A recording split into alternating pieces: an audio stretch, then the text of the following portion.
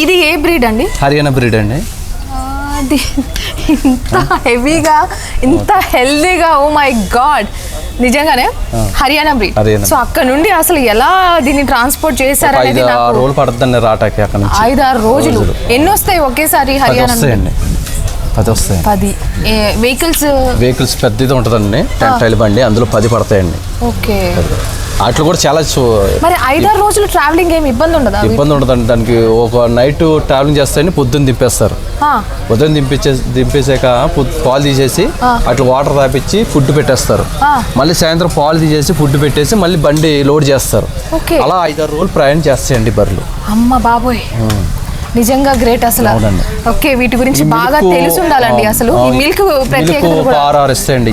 6, 7 కూడా ఇస్తాయి, కానీ మనకు 6 పక్కా క్యాంటర్ ఉంటుందండి. ఓకే. సో అన్ని కూడా అంతేనా? 6 లీటర్లు.